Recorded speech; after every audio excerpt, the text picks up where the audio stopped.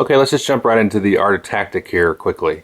You can see the similar unit here, and this was the triangle unit, sort of the weaker melee unit in the Command and Color system. And here it is, you can see it in the tray, and you can see the art of tactic flag. It has sort of another symbol there. Basically, you can see what kind of damage it does. But here's the symbol that you'll be looking for in the art of tactic. Whereas like in the gunners here, they'll have the symbol here, but then they'll also have the little gun there, which you can see. Now the cool thing is, this is really neat, and if you're familiar with the other art of tactic, this is really a much slicker way of doing it, is any range units are going to have these little arrows here, and you can put these in the stand. So each of these comes with 7 little holes. And anytime you make a ranged attack, you just remove one of these, and then you know that you've spent the ammunition. And then later in the turn, they actually can join up with a sort of a peasant unit, they call it, and then refill. So they can refill these here, like that. So they'll have those on there as well, and then you can refill those on the battlefield. So one difference in the art of tactic is that facing is actually important, where it's not even considered in the Command and Colors. And you can see here's the front. So if it's facing this way or this way, then you maybe will be engaged with 2 different melee units at once. And so depending on the attack strength, you have to face one way or the other and then attack them. Or if you're given an ambush order, then you'll have a sort of a defense zone in front of you. So your facing it has to be decided at that time. So let's look at the heart of the art of tactics. And those are these cards here. And you can see they got the symbols matching the different types of units. And there's a whole bunch of stuff on here. But thankfully, for your first couple of games, you can ignore mostly all of this. You can basically ignore everything on this side. And so in your scenario, you're going to say, okay, you can get certain numbers of these units and set them up in a certain way. And then you're going to get the different types of units like so. And then you'll have one for each unit on the board. So let's say, for argument's sake, I had these 3 guys here. Now, in the advanced and intermediate and expert rules, then you're going to need to consider all of these statistics here. And I honestly have just looked through the rules on that. I haven't actually played any of the advanced stuff. But it's actually laid out pretty nice, and I think it's pretty intuitive. But the thing that you're going to need to realize here in your basic game is everything here in orange.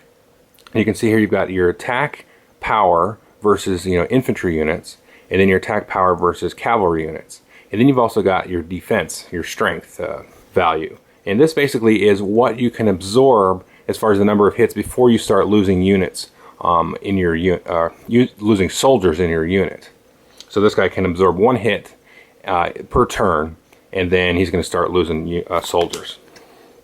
So here on the back is really the meat of the game here. And so everybody's going to go and mark these with these markers, and they come with markers. So if I wanted to have the unit be in a defensive stance, I'd mark that, and then I'd choose this guy maybe to do sort of a run move. So he's going to advance, a little quicker, and then this guy will do an assault here, like so. And if this guy, in case of the run, I'll maybe mark off the number of hexes. So you maybe not see down here, but this is hex 305. So if I was here, I'd have to define which 2 hexes he's going to go through. So I'd write 310 and then 314 here. So then, once all these orders are given, everybody's going to flip these up, and then you're going to execute them in a certain order. So the order is defined here on this player aid, and this is actually a very nice, handy-dandy player aid, especially for your first basic rules games. It gives you sort of the zone of control, which is pretty obvious, a defensive zone, some line of sight, things like that, and which units you'll have to engage in as far as the flank and the rear and the different things like that. And then also, most importantly, is the order that the orders that they're given. The order that they're going to happen. So all your defensive orders are going to be executed simultaneously. So if I gave a defensive order to this guy, he gives a defensive order to the other guy. You're just going to execute them simultaneously. And you're going to work your way down this list here, and then execute them in that order, and then resolve any combat once units become adjacent or possibly run into each other. So if you look a little bit more closely at this card, for now you can ignore this number here. This is the fortitude number. If you play with the intermediate rolls, you're going to be constantly doing these fortitude checks, but let's ignore that for now. And then you basically just need to look at the attack modifier as well as the defense modifier. So you can see if you take one of these 2 defensive orders, you're going to get a little bonus to your defense. You're actually going to be able to absorb an extra hit. Whereas if you do this assault here, you're going to get a +2 to your attack power, like so.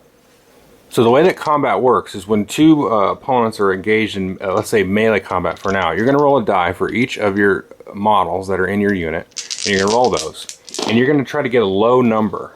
Now the number that you need to hit is basically based on this number plus any modifier. So if you're attacking another infantry unit, you need a 4, but if you're doing an assault order that turn, you get a +2. So anything on a 6 or less, you're going to get a hit on that unit.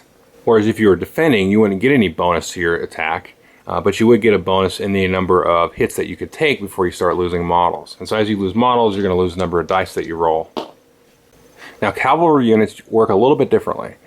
They can actually absorb up to 3 hits, which is pretty gnarly, and they're going to roll this number of dice 3 times the number of figures still left, and they needed to do a hit on an 8 and a 6, for example, so they have a little bit higher chance to hit. So if you have a unit with 3 cavalry guys in it, or 2 cavalry guys, you're going to roll either like 6 or 9 dice, and then all you need is an 8 or lower, whatever the modified value is. Now a ranged unit here, when they're doing a ranged attack, you can see here's the range like so. And so if a unit was next to it, you wouldn't be able to do a ranged attack, obviously, because you're engaged in melee combat. And if it's 2 spaces away from you, then your 2-hit number is a 5. Or if it was further away, your 2-hit number would be a 2, less accuracy. So that's how that works. Now quickly, I just want to go over a couple of the cool little bonus things here. Now if you don't have a commander with your unit, so each of these units here has a slot for a commander to go. If you don't have a commander, you can only do the first handful of orders at the top here. Now if you have a commander, you can actually do some of these more advanced types of orders here. And so one thing is here is to receive supplies. So again, if you run out of ammo and run out of these little arrows here, and you're adjacent to a unit that has those, you can give it this order, and then you get those supplies. This one you can lay an ambush, and so if anybody sort of walks into your line of sight zone, so if you're a ranged unit and somebody moves that way, then you can be able to pop a shot at them. And that's really cool because this is like, nobody really knows what anybody's going to do until you reveal all of that. So you may have thought I was going to move my guys over this way, but meanwhile they're going to kind of camp behind these trees and then try to take a shot at your guys there. So that's kind of cool that you have that whole ambush aspect of it. The other thing you can do here is retreat, because normally you have to stay locked into melee combat. That's the only way you can get out of it is to retreat. So you fight and then retreat. And that's the gist of that game. I'm trying to keep this pretty short. But the scenarios in this are a little bit more historical and, a little bit more traditional war game, and not just wipe everything out. You've got to sort of take control of like a hillside and things like that. So that's really fun. You've got these sort of 2 levels of play that you can really get into, and really it's kind of like a bang for your buck. You get like tons of game in this box. So yeah, this is great. The Command and Colors is obviously my favorite. It's just, I'm so familiar with it, so used to it. You can just whip it out and play it with anybody that's played any of the Command and Colors. And I've slowly gotten rid of all my other Command and Colors like Memoir and Battle Cry and stuff like that.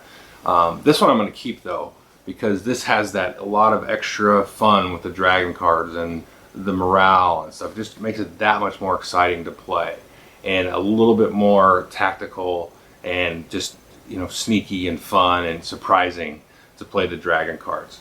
The Art of Tactic, I really like how they've modified that.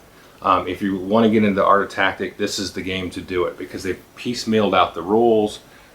They've really done a great job on the iconography and the graphic design of everything to really kind of slowly introduce you to these sort of higher levels or more deeper levels of complexity with the tactical warfare.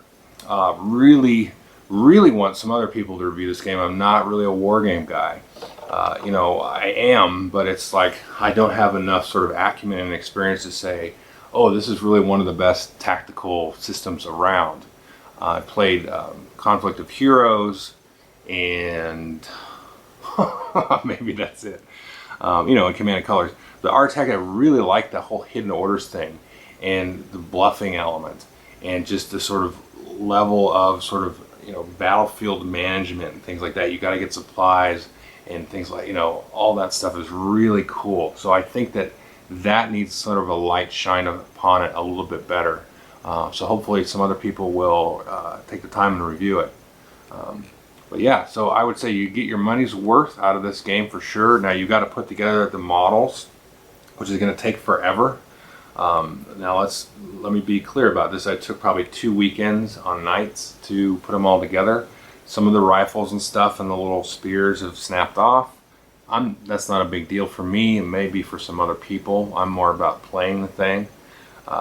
You know, the detail on the models is very intricate. I hope you could see that from this camera. So yeah, and I will say that if you're getting the game, there is a sort of errata sheet. There's some misprints on the command and color scenarios. Not a big deal at all. I would definitely take a look at that. But it's just very flavorful, and it's great because all the battles seem like they use like all of my models.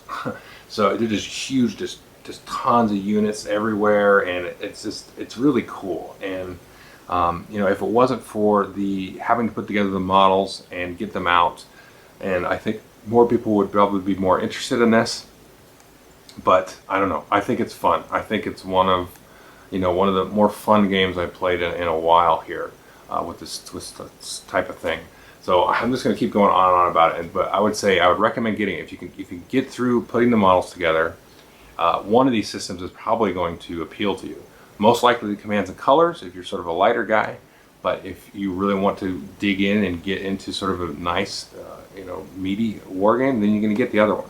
And you got both in there, so you can fall back on one. One of them you're going to like, I'm pretty sure. So anyway, so thanks.